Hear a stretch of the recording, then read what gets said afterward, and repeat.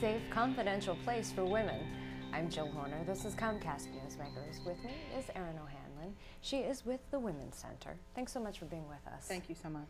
Let's talk a little bit about the beginnings of this organization, because it started decades ago as a safe, confidential shelter for women.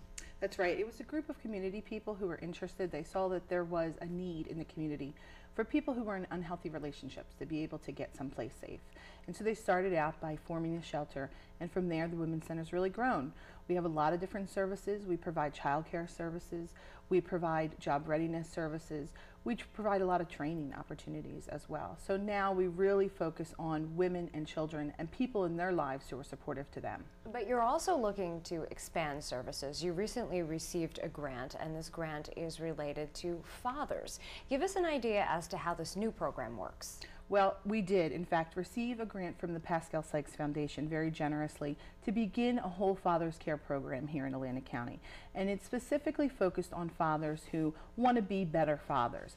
If they're with their children, if they're not in their children's lives, paying child support, not paying child support, our goal is to try to get them involved within their children's lives in a healthy and productive way. So to that end, we recognize that a lot of fathers who do not have involvement with their children, it's because they don't have jobs and they're not paying child support. And so because they feel like they don't have that connection financially, they don't have that connection emotionally. We work with them to try to find them employment. We work with them to get back in contact with their children and to make sure they're in compliance with all those different kinds of services. In addition to that, we give them a lot of training, particularly for fathers who are maybe fathers of brand new children, infants. We provide a lot of training and parenting education for them so that if they were going to take their children for visitation, they would feel comfortable in doing it. Why was this an important step for you as an organization to reach out to dads? Yeah, well, you know, we really recognize that if we're going to support women and children, we need to support the people in their lives as well, and fathers are an integral part of that.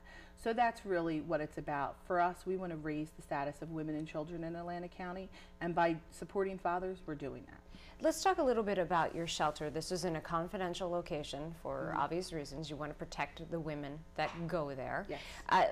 Now you're actually working to renovate this shelter. It's been in place for 35 years, but it's been the same shelter for 35 years. Yeah, we really feel like it's time, and we need the community support to be able to renovate the shelter. We really want to know what we can do to make it the very best place it can be. Right now, we shelter over 100 families a year, but we feel like if we had the opportunity to renovate it and to get the support of the community, we could really support so much more women than that. And it's an integral part of the social service system here in Atlantic County. And women actually go there with their children. Yes, absolutely. And they can stay there for up to 2 months. And after that, we have transitional housing, but it's very limited transitional housing. So a lot of times, we're always trying to work with women to access services to get them into an affordable, safe place after they're with us. And I want to talk about your Spring Fling. This is your signature special event. This year, it's happening on April the 26th. Give us an idea as to what this event is all about. Yeah, Spring Fling is really a great event. We do it every year. We do it at Atlantic City Country Club. We have all different kinds of people who come and join us for a luncheon, for a party. We have a silent auction, and it's a great opportunity to kind of get to know the Women's Center. The staff who work there are very involved in it, and to just get a sense of, you know, what we're like when we kick our heels up a little bit.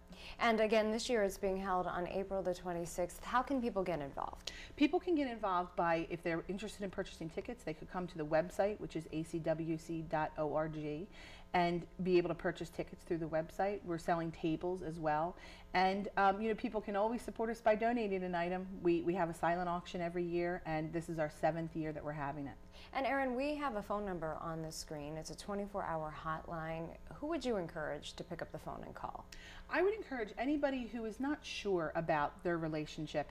You know, if they're being hurt, if they think that somebody is hurting them emotionally or verbally, and anyone who cares about someone who's not safe. Thanks so much for being with us. Thank you. We've been talking with Erin O'Hanlon. I'm Jill Horner for Comcast Newsmakers.